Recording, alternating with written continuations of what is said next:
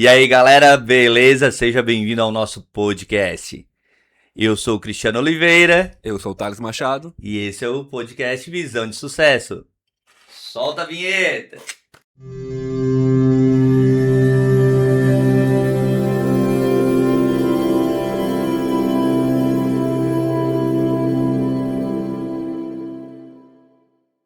E hoje, no nosso primeiro episódio, a gente vai conversar com o Giacomo. E aí, Giacomo? Certo, Thales, tudo bem? E aí, E Giacomo, aí? beleza? Seja bem-vindo, cara. Então, conta pra gente, pra quem não te conhece, quem é o Giacomo? Thales, obrigado primeiramente pelo convite, Cristiano, é um prazer estar aqui.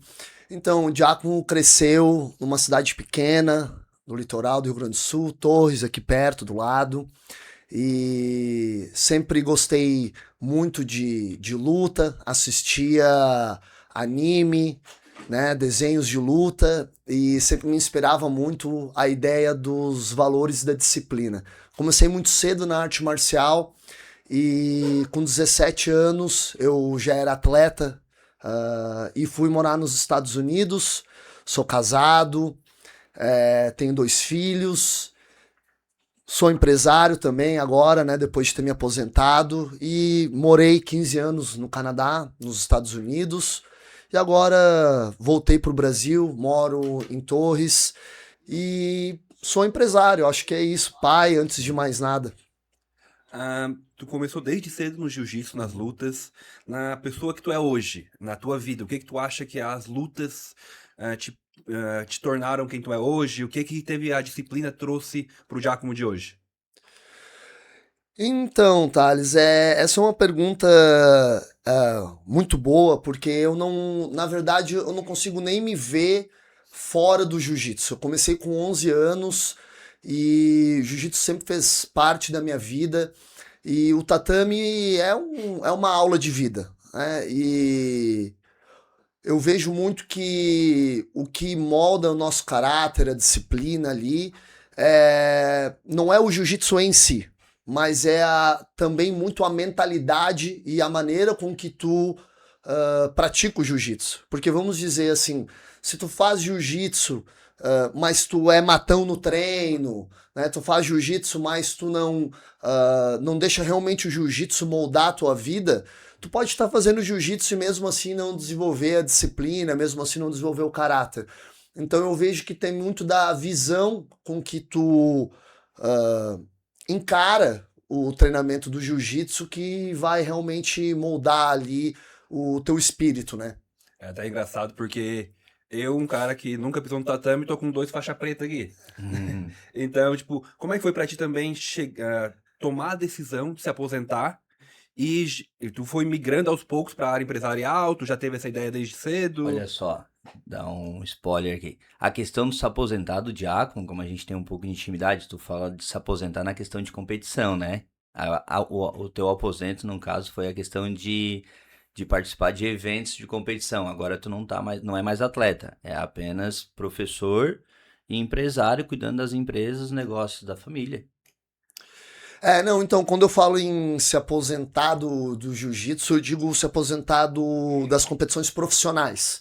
Uhum. Faixa preta, categoria adulto, que seria a categoria aberta. Eu ainda compito de vez em quando, né?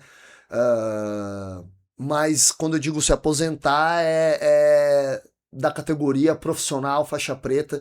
Em 2017, eu lutei meu último mundial profissional nos Estados Unidos. Mas na verdade, assim, Thales, eu comecei a empreender muito cedo. Ainda quando eu era atleta, eu já tinha essa veia empreendedora. E, na verdade, meu primeiro empreendimento foi nos Estados Unidos. Com 20 anos, eu me formei em educação física nos Estados Unidos. E a escola onde eu fiz o meu estágio para me formar era liderada pelo Rafael Alejara. Rafael Alejara ficou muito conhecido por ser o preparador físico do Vanderlei Silva, né, campeão mundial de MMA.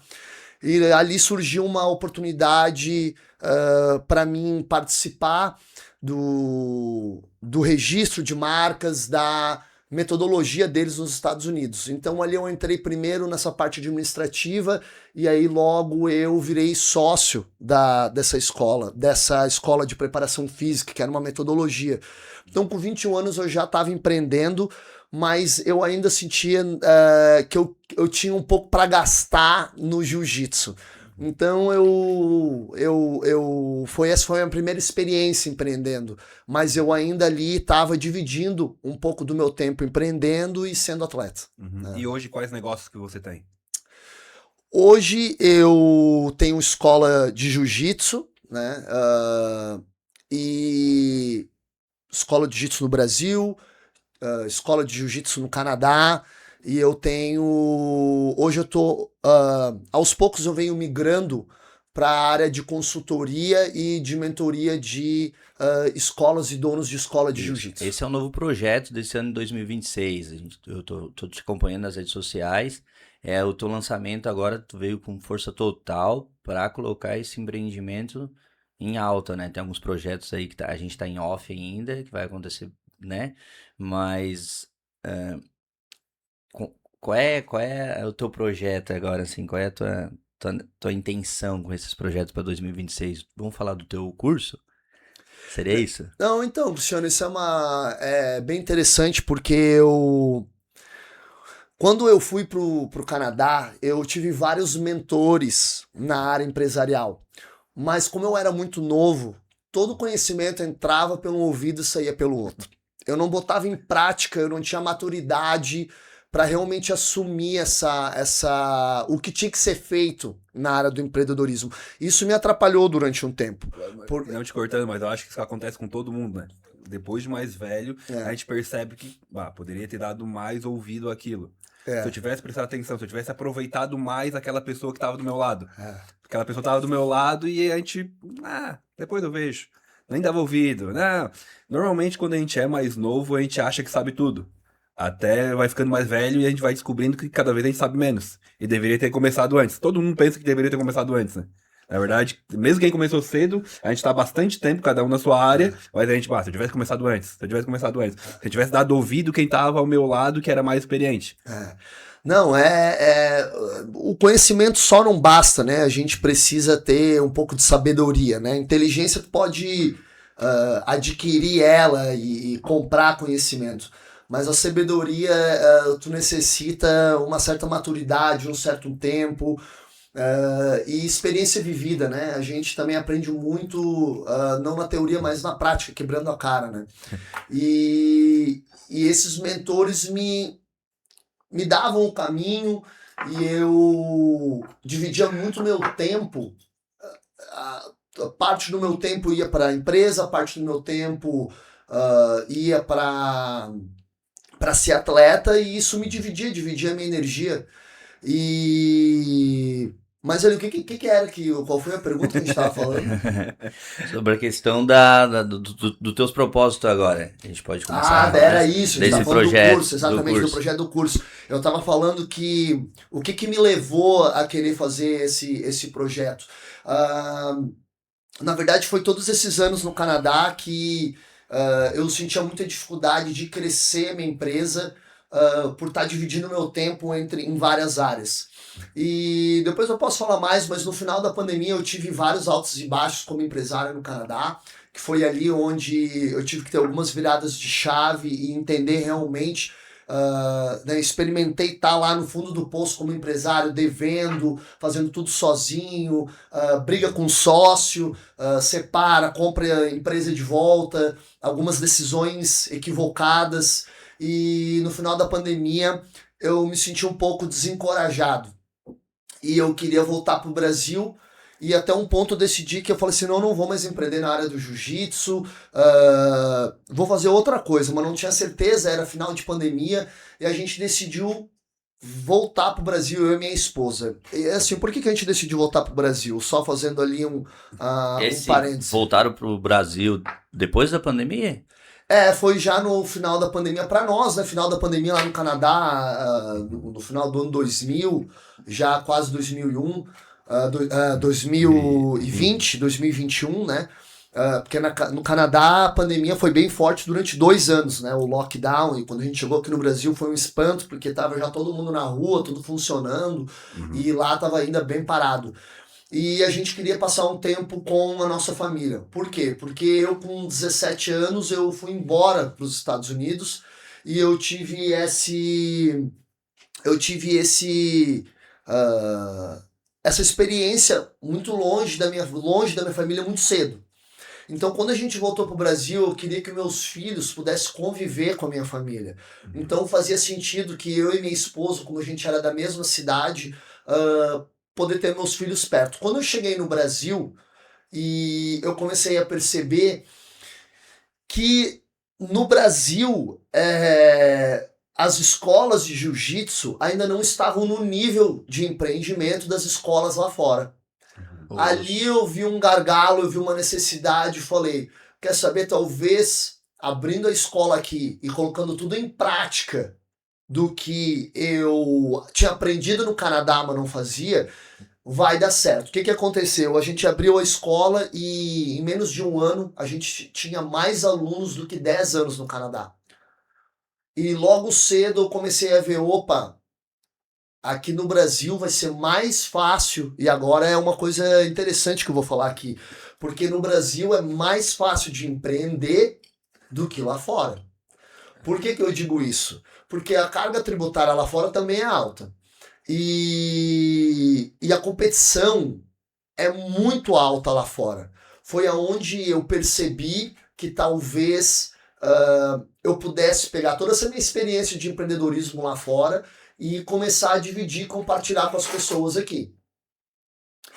E isso foi o que, assim, depois de um tempo me inspirou a começar a colocar tudo que eu tinha aprendido no empreendedorismo num curso, né? Legal, tu veio de lá com essa visão de sucesso.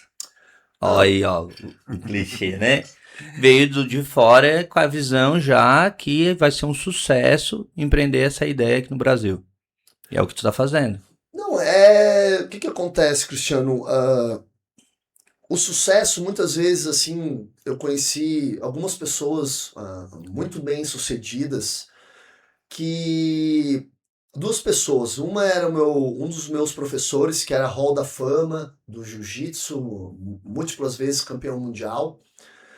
Uma vez eu perguntei para ele, depois, né, ele já várias vezes campeão mundial, como é que tinha sido, assim, né, a trajetória dele, como é que ele tinha planejado, e ele falou bem sério para mim, cara, eu queria ser advogado, mas aí eu ganhei o primeiro mundial, e aí eu ganhei o segundo, e aí as coisas foram acontecendo, e quando eu vi eu era uma lenda dentro do esporte.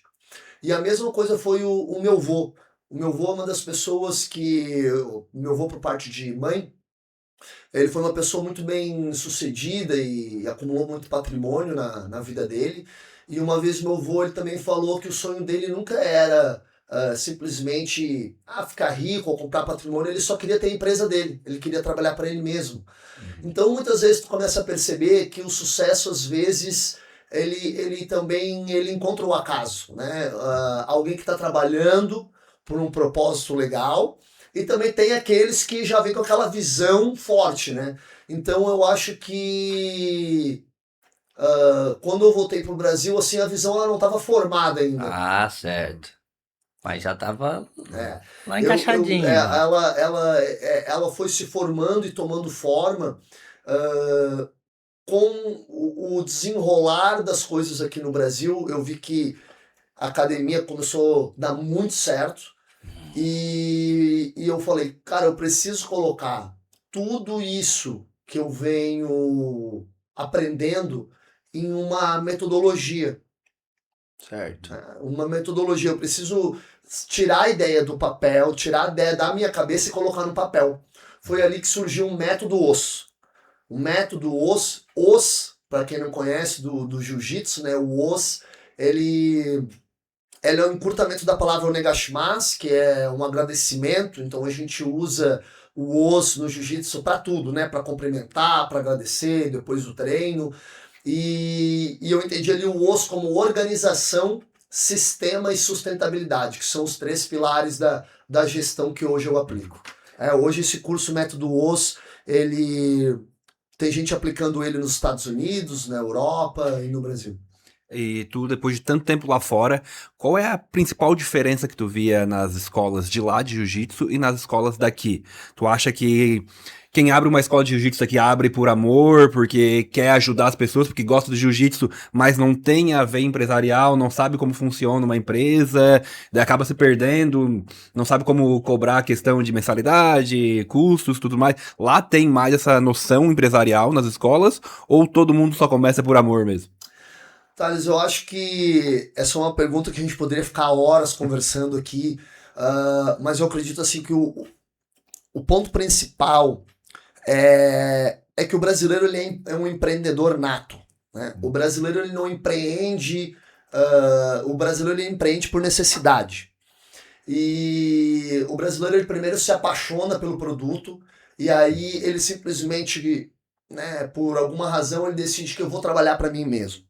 E existe uma grande diferença entre trabalhar para si mesmo como um autônomo e tu empreender tendo uma empresa e fazendo a empresa desenvolver. O americano ele já tem uma outra visão, que é uma visão estruturada de um planejamento estratégico muito forte. Então o americano ele entende que empreender não é tu ser um autônomo e trabalhar para si mesmo. Isso é outra coisa. Empreender tu precisa ter um capital de giro, tu precisa ter uma estrutura. O americano ele empreende de uma certa forma um pouco diferente. E aí o segundo ponto, além da mentalidade, né, que eu entendo que o brasileiro ele empreende por paixão e por necessidade, e enquanto o americano ele empreende para fazer dinheiro. A gente, às vezes, o brasileiro, principalmente, eu não sei nos outros ramos, mas no jiu-jitsu, aqui se tem hoje uma briga entre duas visões de mundo, que é o jiu-jiteiro, o dono, o praticante de jiu-jitsu e o dono raiz, e o comercial, o Nutella. Então ainda é esse problema de mentalidade que o professor de jiu-jitsu ele acredita que ele tem que passar necessidade para que ele seja alguém verdadeiro, né? E isso já é um equívoco de pensamento. E aí o segundo ponto, que eu acho que é estrutural e sociopolítico mesmo, que aqui os juros é muito alto, né? E então, como lá os juros ele é baixo, tem muito capital na mesa. Então tu consegue encontrar, por exemplo, daqui a pouco assim é muito fácil encontrar às vezes alguém que tem um capital disponível para investir na tua academia. Então tu tem mais capital de giro, tu consegue ter mais essa disponibilidade para poder investir. Enquanto no Brasil, o cara que vai iniciar a academia dele, geralmente se tu perguntar, tem 2 modelos, né? Tem o cara que é empresário e decidiu migrar para o jiu-jitsu por diversas razões, às vezes porque ele quer ter uma mudança de lifestyle, de estilo de vida, às vezes porque ele quer dar um pouco de volta pro jiu-jitsu do que o jiu-jitsu deu para ele, proporcionou para ele, mas geralmente 90% das pessoas era o aluno que gostava muito de jiu-jitsu e que queria dar aula, daí ele foi lá, abriu um espacinho, começou a dar uma aulinha aqui, continuava trabalhando até o momento que ele fez a transição e, na verdade, ele era um cara focado muito no jiu-jitsu e não na parte empresarial. Né? E nesse projeto aí que tu tá focando aí, agora a gente tá trabalhando, já tô entrando também nesse método OS, que tô achando sensacional, mas assim, ó, pra galera poder ficar a par, vale a pena hoje investir numa academia de jiu-jitsu, ser um investidor, na tua visão? Não necessariamente, Cristiano, tu precisa de um investidor, mas tu precisa ter um capital, como qualquer outra empresa. A tua escola talvez não dê ali o lucro líquido tão cedo. E tu vai ter que reinvestir. Existem diversas situações, né? Tu precisa ter o capital para abrir a empresa, para contratar uma estrutura, para comprar uma estrutura boa. Eu acho que assim, um grande diferencial que está sendo agora é a estrutura das escolas que está mudando. Certo. Tá? Antes tu colocava um tatame de baixa qualidade Raspa de pneu e lona em cima e já era. e já saía dando aula, né? É. E hoje tu precisa ter um local. O que vai fazer a diferença? Um vestiário feminino, um vestiário masculino, um vestiário amplo, banheiro masculino, banheiro feminino, um tatame de qualidade, onde tu tem ali um tatame onde, para quem não sabe, ali a parte né, a superfície ali do treinamento, o solo, ele tem que ser bem higienizado. Às vezes ele pode ter frestas entre um tatame de encaixe e outro. Se não tiver bem cuidado, num bom estado, numa boa condição, tu pode se machucar. Então, assim, essa estrutura, assim que alguém entra na tua escola, eles percebem, né? É o valor percebido. E aí a gente toca assim num ponto que existe uma diferença entre uma academia de luta e uma escola educacional de Arte marcial. jiu-jitsu, de arte marcial. Hoje, eu vejo que tu tem que abrir, não é um clube de luta. Como é que era o clube de luta? O clube de luta é o seguinte, tu vai ali, tem uma mensalidade, tu paga aquela mensalidade no mensal, né? Tu paga quando tem, não tem uma recorrência, tu vai ali, paga em dinheiro ou no débito, aí venceu aqueles 30 dias, tu vai lá e paga de novo. Então, o que acontece? Primeiro, o professor não tem previsibilidade, ele não tem recorrência, ele não tem como fazer uma projeção quanto de caixa ele vai ter no próximo mês, né? E aí, além dessa parte financeira, não existe um currículo para que o aluno, né, ele entenda o que ele deve fazer para progredir. Então, tu vai e sobrevive, né? Tu tem ali, tu paga e faz. Imagina a diferença entre tu simplesmente pagar um estúdio de musculação, entrar e começar a fazer musculação por ti próprio. Né? As academias de luta são assim. Né? O professor ele improvisa, ele não tem um currículo, ele chega ali na hora e ele dá aula na hora o que vier na cabeça dele. E na escola de luta, além da estrutura que tu vai ter que já é diferenciada, tu tem um potencial onde o aluno consegue ver. Existe um início, meio e fim. Eu sei o que eu preciso fazer, eu sou instruído de uma forma que eu vou progredir e evoluir. O centro da escola é o conhecimento e é o aluno. Enquanto na academia de luta, geralmente o foco está no professor, aonde ele imagina que ter alunos ali casca grossa e tal, vai fazer com que ele seja um bom professor, né? E eu acho que isso faz toda a diferença no valor percebido de quem entra numa escola. Essa questão da disciplina no tatame é o que a gente prega. A gente também tem a mesma escola, né? Te acompanho, tu me ajuda bastante. Mas isso aí fica para outro momento. Mas a gente falando no padrão da nossa escola, nossa escola que é a Gracie Barra, a gente tem, por exemplo, os alunos não se machucam no início do treino. Muitas outras academias de jiu-jitsu que até mesmo, você demora para começar a fazer os rolas de jiu-jitsu na Gracie Barra. Claro, tem toda uma preparação, todo um estudo por trás de como tu vai colocar o teu aluno para fazer os rolas, para fazer as posições, porque quando o aluno inicia no jiu-jitsu, por exemplo, ele não sabe, né? Ele quer só ganhar. O que ele ia ganhar? Ele ia fazer força. Então, a partir do momento que tu tem um sistema metodológico, né, de estudo por trás disso tudo, faz toda a diferença. Então, quanto mais eu também estudo esse teu sistema que tu está colocando em prática e o nosso formato de sistema da nossa escola, eu estou achando cada vez mais sensacional ter uma escola padronizada. Então, além da gente já hoje trabalhar com uma escola padrão, ainda com os métodos que o Giacomo está lançando aqui, isso aí está sendo sensacional, né, Giacomo? Então, Cristiano, isso tu tocou num ponto bem importante ali, da disciplina e da segurança no tatame.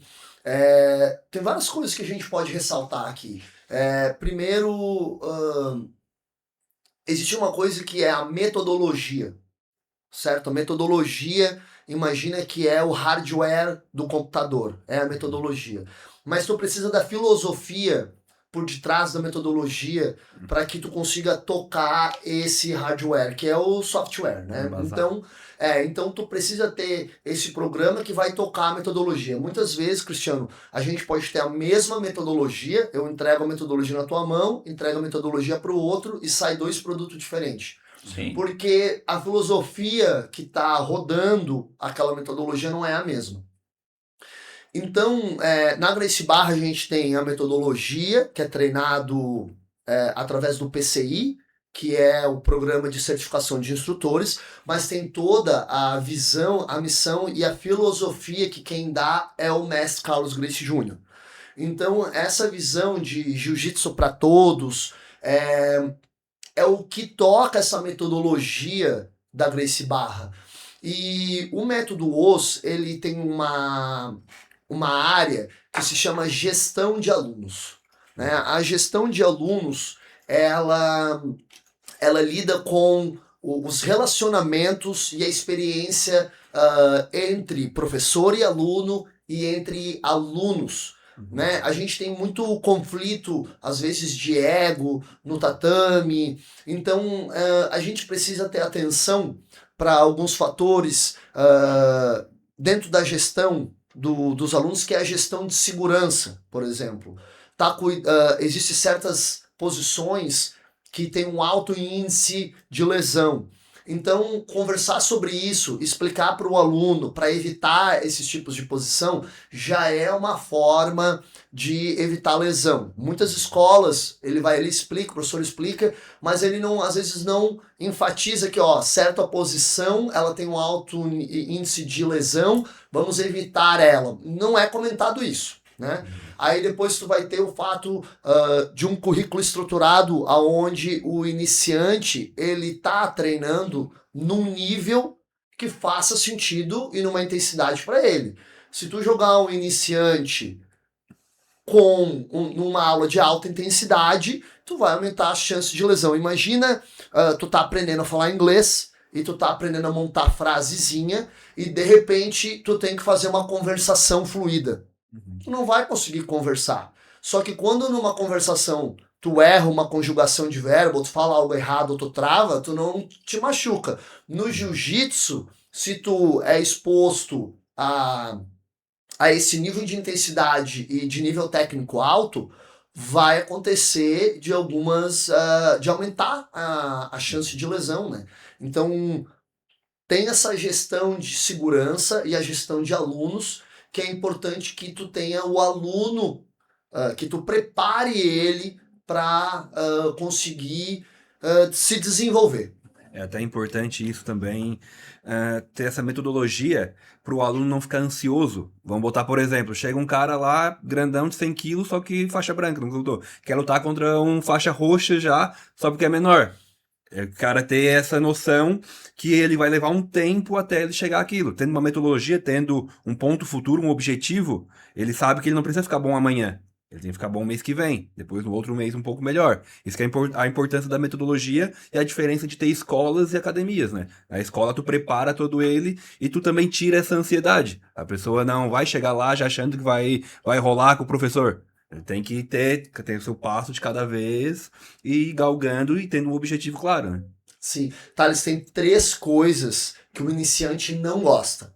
O iniciante ele não gosta de se machucar, ele não gosta de passar vergonha, né? E ele não gosta de sentir que ele não consegue e ele não tem condições de fazer aquilo.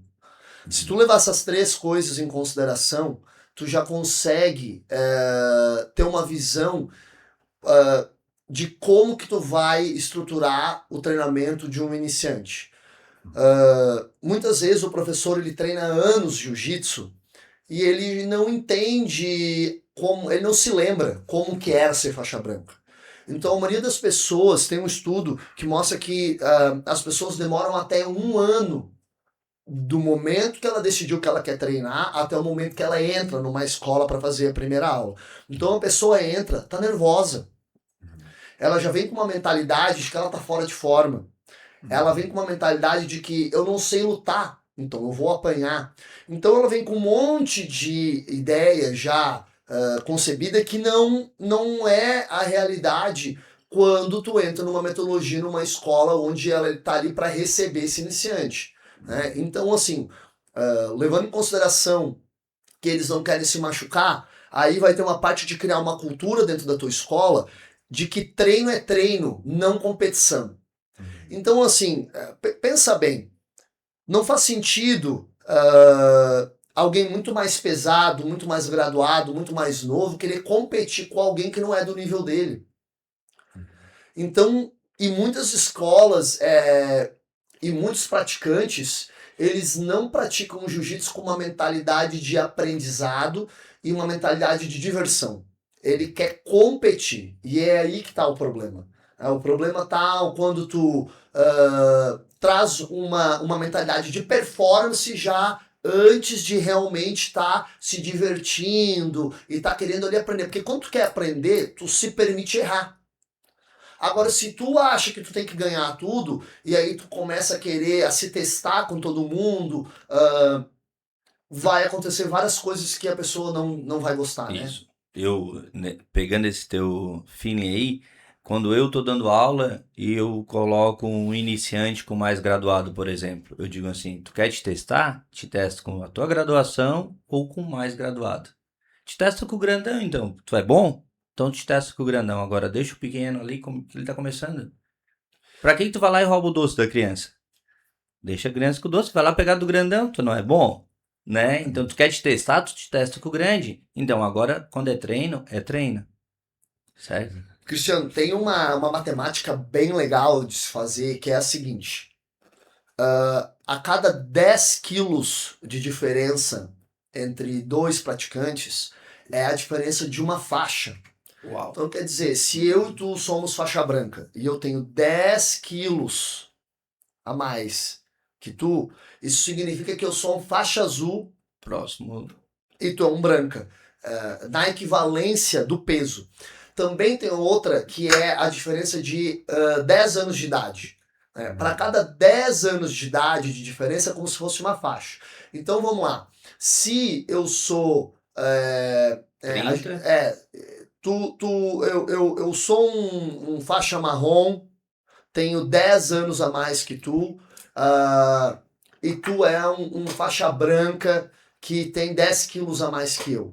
Então acaba se equivalendo, porque o faixa branca, tu é mais pesado que eu, mas eu sou mais velho, mas eu sou 2 faixas acima. Então tu consegue fazer mais ou menos essa matemática de que 10 quilos de diferença vale uma faixa e 10 anos de idade de diferença também equivale uma faixa. Então nós dois somos faixa azul, eu sou 10 anos mais velho que tu, então é como se eu fosse um faixa branca lutando contigo. Faz sentido isso? Faz sentido. Principalmente se o mais velho estiver por baixo do pesado, né? Na posição ali, né? Nas movimentações. Como é que vocês fazem para incentivar, então, quem é mais leve? Quem é mais pesado? O cara já pensa, eu sou leve, teoricamente. Já fui mais. Mas o cara já pensa, não vou porque é todo mundo pesado, não tenho força para erguer eles. Eu não vou nem conseguir competir. Não quero passar vergonha. Não vou. Como é que vocês fazem para dar um incentivo, para trazer essa pessoa para dentro do jiu-jitsu?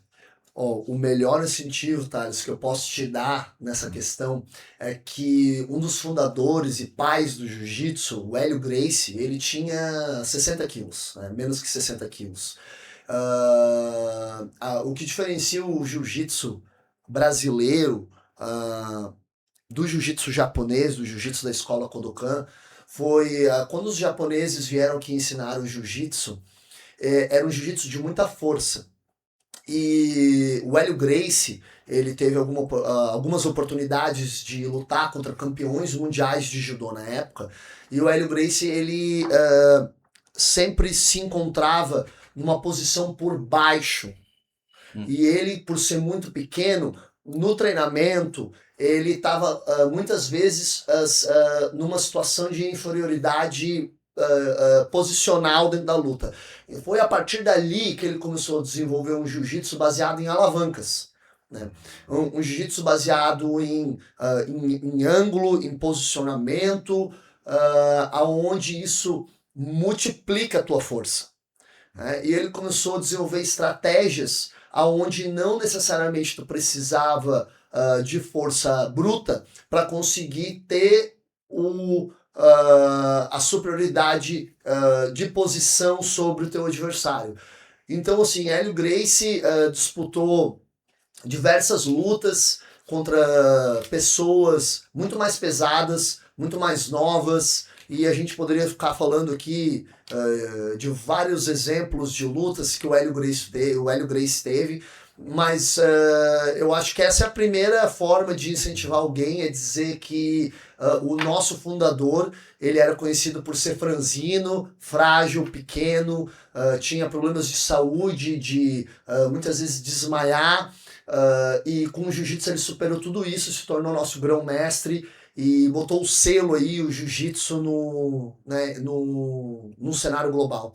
O principal chama, né? O principal. Como é que o pequeno vai ganhar? Quem inventou o jiu-jitsu brasileiro é pequeno. Mas é difícil. Treina. É estratégia, né? Tudo. Mas isso, tudo numa boa instrução, numa boa escola, né? Com pessoas qualificadas ao teu lado, porque também, se tu ir em qualquer escola, chegar lá, eu quero treinar jiu-jitsu, os caras pegam e já te colocam lá. Tem mais uma coisa, por tu ser grande, tu também sofre, tá? Por tu chegar numa escola, tu é marombeiro, aí os caras, o cara ali é grandão, vamos fazer um rola com ele o bicho se machuca. Então é uma questão de uma disciplina, de uma escola bem consolidada, com a instrução correta, porque mesmo que tu seja forte, tu é forte, mas tu não sabe jiu-jitsu. Aí tu vai lá, tu é fortão, tu vai rolar com os caras nos primeiros treinos e te machuca. Tem um amigo meu que ele é fisiculturista e ele começou a treinar jiu-jitsu. Não é tão próximo, é um conhecido. Ele foi lá e machucou a virilha, porque ele era forte, botaram ele rolar com os outros faixa branca, que já treinava ele há um bom tempo. Ele no primeiro treino, colocaram ele fazer a luta. Se machucou porque ele é forte, ele não tem a técnica do pequenininho. Né? Então, tu ser grande, muitas vezes, na minha concepção, o grandão sofre mais do que o pequeno, hein, professor Jacob? Concordo 100%. Né? Concordo 100%. É. Tem uma coisa que a gente fala muito, é que o pequeno, Thales, ou ele se torna muito bom ou ele acaba desistindo. Então, por esse fato do pequeno, ele precisa sobreviver no meio dos grandão, ele acaba que desenvolve uma técnica mais refinada. Ele acaba ficando muito bom. A gente, então, tem esse entendimento que geralmente os mais leves são mais técnicos e acabam tendo um proveito maior desse conhecimento do jiu-jitsu, enquanto os maiores, eles têm mais dificuldade de desenvolver a técnica. Claro, quando tu pega um grandão com técnica, aí sai da frente, né? Aí juntou os dois, né? Aí é um problema. Mas em linhas gerais de quem pratica, aquele que tem menos disposição física, ele acaba desenvolvendo a técnica mais rápido.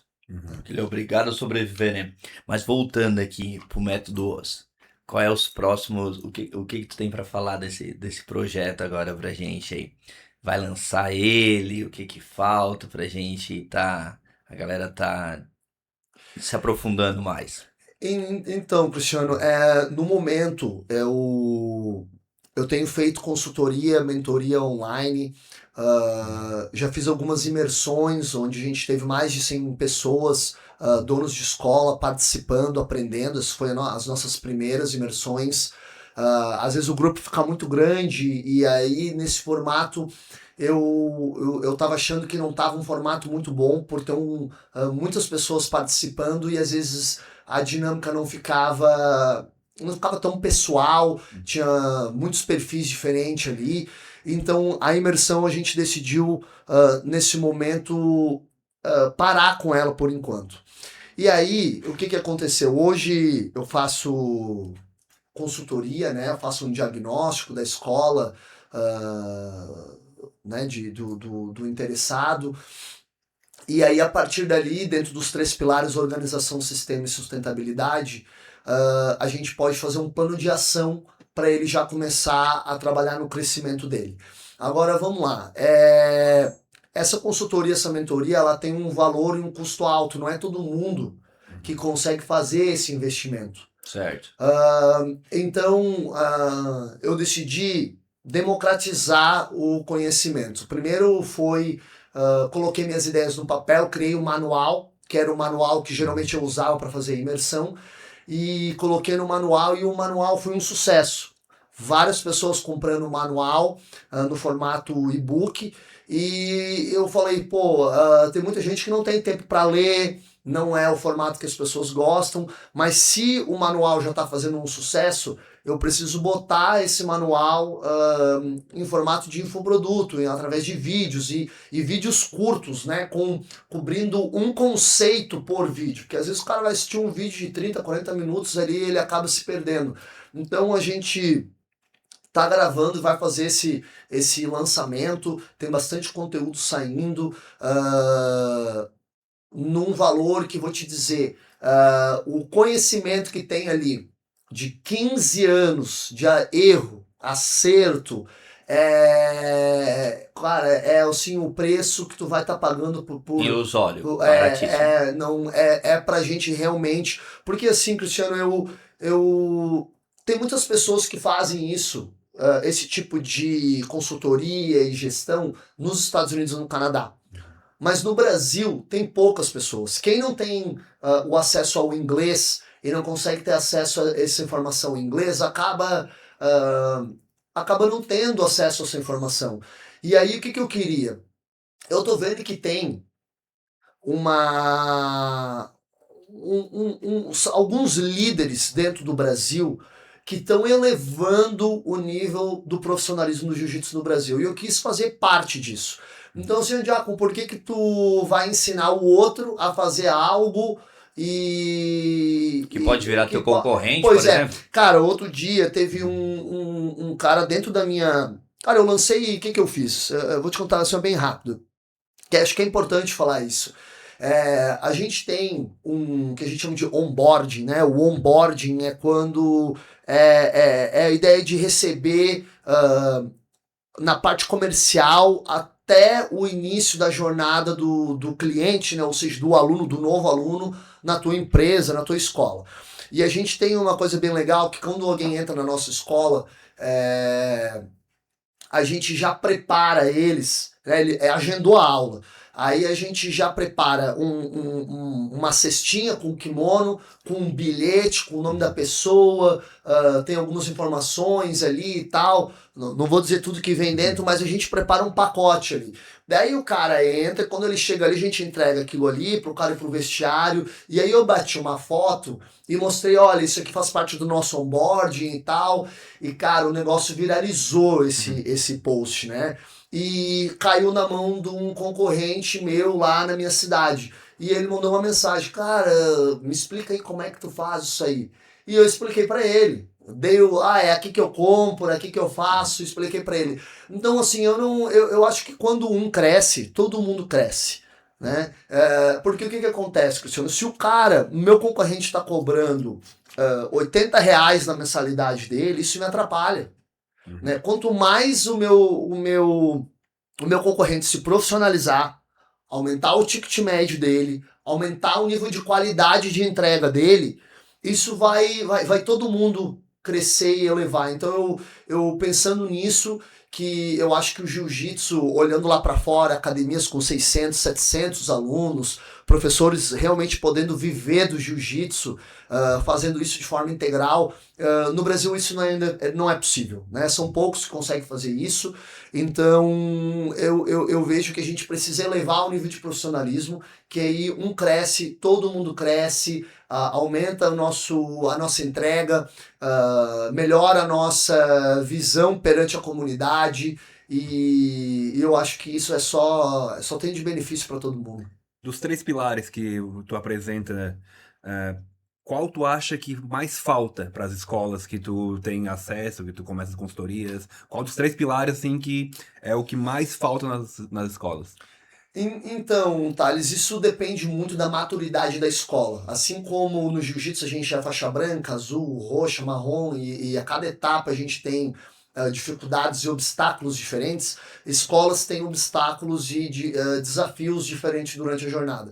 Uma escola que, vamos dizer, alguém que vai abrir uma escola, porque tem isso, né? Tem um cara que ainda quer abrir.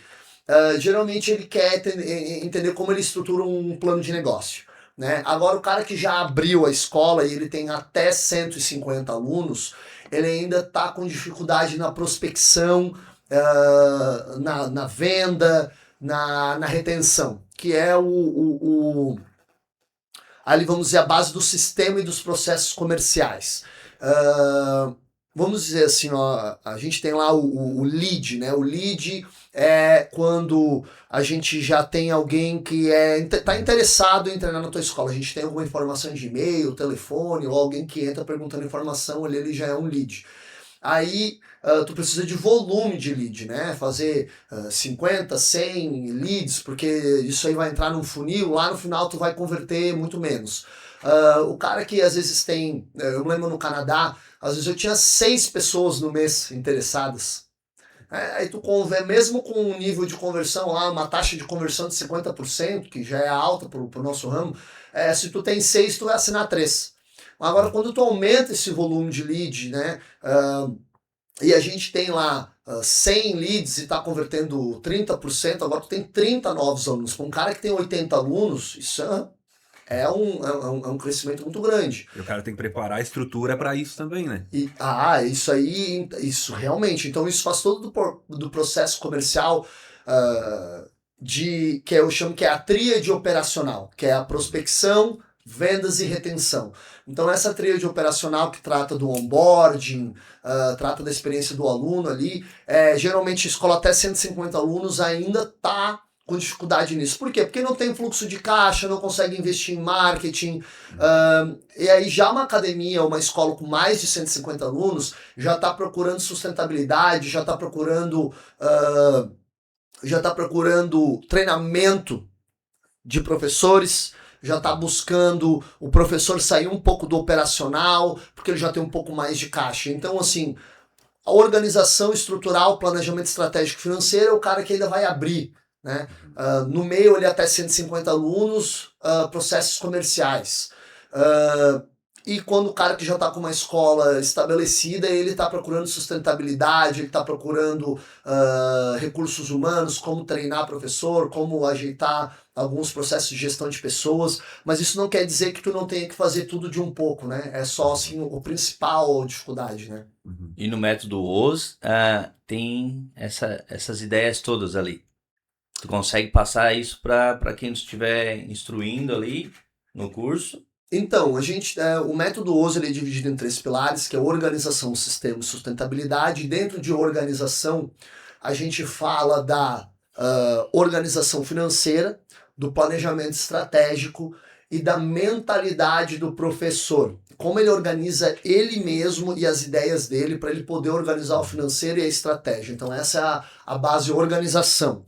Ali a gente trabalha tanto com a parte financeira básica, fluxo de caixa, como fazer um demonstrativo de resultado do exercício, né, uma DRE. A gente ensina ali como montar um planejamento de negócio, calcular o custo operacional, coisa bem básica, né? E como fazer, por exemplo, a estratégia do negócio em termos de missão, visão, o que te diferencia das outras escolas, qual é o teu posicionamento, e também da própria gestão estratégica do próprio dono. Aí na coluna do sistema é a tríade operacional, prospecção, vendas e retenção, e aí na sustentabilidade, que a gente já está trabalhando mais numa visão a longo prazo, a gente trabalha com a experiência geral do teu produto, do caso do serviço, né? Na liderança e realmente na gestão dos números um pouco mais aprofundada. Como que alguém um dono de escola vai conseguir fazer a gestão dos números ali, de legal. saber quais são os indicadores, porque a partir dos 150 alunos, tu precisa, Cristiano, começar a tomar decisões baseadas em números e não em simplesmente emoção ou sentimento. Administração financeira e humanizado também, isso. No jiu-jitsu, Cristiano, a gente trabalha com pessoas, né? São pessoas ensinando pessoas e vendendo para pessoas. Então tudo envolve um conhecimento abstrato. Então a parte de gestão de pessoas, ela é tão importante quanto a gestão financeira e administrativa. A gente tem uma dificuldade muito grande na mão de obra no jiu-jitsu, né? A gente ouve muito, mão de obra é difícil, mas para te conseguir treinar um professor, não tem duas coisas. Uma coisa é que demora anos para te ter um faixa preta. E quando o cara chega na tal faixa preta, ele dedicou anos da vida dele, aí ele não tem às vezes ele não tem o administrativo. Então hoje o que a gente está fazendo, e a gente tem vários projetos, e a gente está emulando alguns projetos que já existem no Brasil e no mundo, que é ter não é um projeto social de jiu-jitsu, é um projeto profissionalizante, onde a gente tem a escola de jiu-jitsu e para, enfim, pessoas de baixa renda, onde a gente não está só dando jiu-jitsu de graça. A ideia ali é treinar alguém para conseguir dar aula e fazer o que a gente chama que é o diretor de programas, que é como se fosse um gerente, é o cara que une o tatame ao comercial. Então esse elo entre o comercial e o tatame, ele precisa existir. Né? Às vezes conversar com o pai, resolver um problema na parte de relacionamento entre alunos, entre staff, então tu precisa ter esse elo, e a gente está trabalhando hoje não só em projeto social, mas dentro da nossa escola, o nosso plano de carreira, ele treina os nossos professores para saber ter uma boa comunicação, entender os números básicos da administração, saber calcular uma taxa de evasão, saber estruturar processos para evitar a evasão de alunos, tudo isso é importante. Né? Até porque é mais fácil tu transformar um faixa preta num gerente do que um gerente num faixa preta. Excelente. É muito mais barato, mais rápido e é muito mais fácil para vocês, na verdade, né? Porque lá no final tu precisa ter o administrador, o dono, assim, a gente vê, eu vejo, Thales, no mínimo, para te tocar uma escola, tu precisa ter duas pessoas. Uma focada na gestão de tatame e na gestão de pessoas, e um na gestão estratégica e comercial. Então, com duas pessoas, tu já consegue fazer isso. Então, vamos dizer, tu não entende nada de jiu-jitsu, mas tu manja muito de processo comercial e de estruturamento estratégico. Se eu sou bom de jiu-jitsu, a gente tá junto, a gente consegue tocar a academia. Agora, o problema é que geralmente o cara ou tá sozinho, né? Ou às vezes o cara, ele quer abrir a escola, tem o dinheiro, ele começou a treinar jiu-jitsu, ele é uma faixa roxa, faixa azul, e vê a oportunidade ali de abrir uma escola. Isso acontece muito com as franquias. Ele tem o dinheiro, ele sabe a parte administrativa e comercial, mas aí falta o professor. Então, assim, quem tiver... e outra coisa, Thales, é que assim que tem... É igual ao futebol, né? Assim que tu tem um cara que é bom de bola, técnico, bom fisicamente, ele vai pra Europa. No jiu-jitsu acontece a mesma coisa. Os bons... Não ficam aqui. Isso é um problema, eu sinto assim, porque eu tenho cidadania canadense e tal, mas eu acho que o Brasil perde muito talento pra fora. É que, na verdade, fora, né? os bons não ficam aqui porque aqui não tem a estrutura para eles ainda. Agora, quando tu começa a estruturar todo um setor, os bons vão acabar ficando aqui. Porque eles vão pensar, se aqui tem a mesma estrutura que tem lá fora, eu vou ficar perto da minha família, eu vou ficar aqui. Excelente. Então a ideia é estruturar todo o setor para não perder os bons de vista, né? Deixar eles sempre perto. Cara, eu digo uma coisa que assim, ninguém sai do seu país porque quer. Se o Brasil, e olha que eu já visitei vários lugares, né? Se o Brasil fosse um país que desse mais oportunidade, uma segurança melhor, ninguém ia querer sair do Brasil, todo mundo ia querer vir morar aqui. Brasil é um dos melhores lugares do mundo para se viver. A gente é um povo muito amigável, muito quente, bom de papo, inova. A gente tem Pessoas muito bonitas, potencial. né, cara? Porque Cara, pra isso fora, meu Deus do principalmente pra céu, cara. fora, meu Como tem Deus. pessoa feia, né? Onde é que tá indo? Exatamente. Pra onde é que tu tá indo? Eu sou bonito, eu sou Onde do eu fui, Brasil. eu vi gente bonita, né? Não, mas Cristiano, eu entendo isso aí. Tem alguns lugares. O brasileiro é uma mistura, né? O brasileiro pode ter asiático, ruivo, negro, né? Loiro. É um povo muito diversificado e misturado. Até os turistas que vêm pra cá são bonitos. Mas olha só, professor Giacomo, vamos ali pra uma parada bem interessante. Tu tem um propósito com esse método OS. Quanto tempo? Me dá a data de quando que ele vai estar. E eu já ia perguntar isso também. E quem quer te encontrar? Aonde te encontra? Por onde? Quais meios? Rede Mas social? vamos ver qual é a data. Eu quero que tu me diga assim, ó, pra gente ver qual é o teu propósito, porque meta é meta de venda, né? Qual é o teu propósito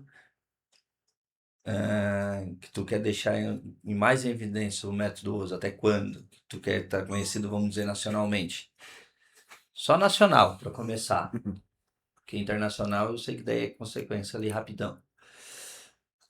Então, o meu planejamento com. Vou deixar mais claro, para depois tu tá vendo, assim, ó, eu botei esse propósito lá no podcast junto com o Cris e com o Thales, e daí eu vou trabalhar para esse tempo e depois nós vamos estar olhando novamente, ou a gente vai estar vindo no podcast falando assim, ó, deu certo. Que já deu certo, né? Mas a gente Então, quer... na verdade já deu certo. O meu propósito com o método OSO agora é.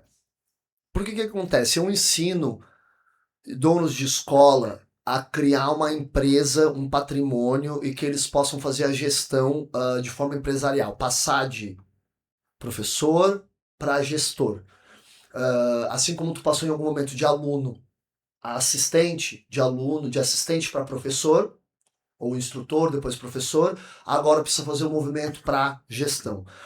Hoje, o método OSO ele depende basicamente de mim. Né? Eu faço a maior parte das consultorias, eu gasto muito tempo em produzindo material e acaba que eu não consigo atender várias escolas em escala. Isso torna o meu serviço muito caro, o meu tempo, né, é limitado. Então, o meu objetivo, Cristiano, é chegar a um ponto onde a gente possa. E isso agora eu vou dizer que a gente está começando a trazer o método OSO, ele vai começar a oferecer uma plataforma de inteligência artificial para facilitar essa administração, essa gestão. Hoje a inteligência artificial é uma coisa que é muito usada, claro, para marketing e tal, mas a gente tem que ver a inteligência artificial na parte de análise de dados e de projeções. E eu acho que é através disso que a gente está preparando que a gente vai conseguir dar esse salto, oferecer um agente, uma inteligência artificial que vai estar sendo o Giacomo fazendo a gestão e ajudando esse professor Beleza, a fazer isso aí eu entendi, show de bola. Agora eu quero uma data. Pressão, é realidade. Eu quero uma data de quando vai estar tudo isso no mercado. Não, a Eu inteligência quero- artificial ela já está pronta. Já tá pronto. Ela já está pronta. Então isso em julho? Mês Não, 6? antes de julho, Cristiano, antes de Isso. julho. Quando que os telespectadores, a pessoa que está acompanhando nosso podcast, hoje eu já consigo. A partir de março, a gente já vai ter a inteligência artificial para estar oferecendo. E a gente não vai oferecer só a inteligência artificial. Certo, professor, eu quero saber. Março. Março. Então, Março. o método hoje já vai estar. Mas eu já posso comprar agora? Eu sei, né? Eu quero saber dos telespectadores, pessoal. Se eu querer já buscar pelo método OSO para botar na minha escola. Hoje Já tem disponível? o método OSO ele está disponível através do manual da escola lucrativa. Basicamente o método está inteiro lá, são 75 páginas de conteúdo, reflexões pessoais para o professor e Sucesso. Então, de e novo, exercícios práticos, a gente está gravando agora, com um pouquinho de antecedência de março, mas a hora que ir no ar, já vai estar mais próximo dessa data de março. Então, olha só, pessoal, em março, o Método OZ já vai estar disponível em todas as plataformas. E para entrar em contato com o professor Giacomo, como é que vai ser, professor? As nossas mídias sociais, né? Giacomo Zanini, BJJ e também Método OS, No Instagram? Como é que escreve Giacomo? com G, Giacomo, Giacomo. Mas provavelmente a gente vai Thiago em botar o arroba italiano, dele né? na tela agora. É Thiago em italiano. Vai. Sério? Pra que tanto trabalho, né, Thiago? Vou dar chamado de Era Thiago. o nome Thiago. do meu bisavô, né? Que veio da Itália. Que legal, Thiago. Olha só, voltando aqui, para nós concluir, né, Thales? Vamos pedir pro Giacomo deixar uma frase agora. Como a gente está vendo que o colega está implantando um projeto bem grandioso aí que está dando super certo já. Esse Giacomo, a gente já tem uma prospecção aí de data para março, já tá tudo em pontos perfeitos. E pro Giacomo do futuro, o que tu tem a dizer para ele no futuro? Ó, pensa que o Giacomo do futuro vai estar olhando. Olha pro Giacomo do futuro. Olha pro Giacomo do E tu futuro vai e estar sabe. olhando. Tu vai ver esse podcast daqui a um ano. E daqui a um ano tu vai pensar. Deu certo. Isso. Deixa um recado pro Giacomo do futuro, Ó. para ver se tá valendo a pena todo esse correrio que tu fez para vir para cá, correrio que tu tá Olhando lá. fazendo. Já Isso, pode manda olhar mensagem direto para lá. ele. Não, a mensagem que eu deixo pro Giacomo do futuro é que, independente do sucesso financeiro que ele tenha, do sucesso profissional, que ele não se esqueça dos seus valores, que ele não se esqueça, que ele não se afaste de Deus, da luz, da verdade, que ele possa entender que o grande valor que ele pode ter no futuro é não deixar que a humildade dele morra diante disso, os valores, que a família dele é o que deu suporte para ele estar onde ele está agora, os amigos, e que ele possa também contribuir sempre, cada vez mais, para o crescimento de outros, sem precisar passar ninguém para trás, sem precisar fazer coisas que rompam com o que ele acredita. Show de bola. Perfeito. É isso aí. Fazer alguma pergunta para ele aí? Vamos finalizar já. É isso Acho que a aí. gente teve o convidado perfeito pro nosso primeiro episódio. Agradecer por achar um espacinho na agenda corrida para estar aqui. E só agradecer. Muito Obrigadão. obrigado, Thales. Prazer, Valeu, irmão. querido. Obrigado, é um prazer. É um prazer ser teu amigo, é um prazer estar aqui contigo, é um prazer a nossa vida, é muito bom estar vivo. E é isso aí, galera.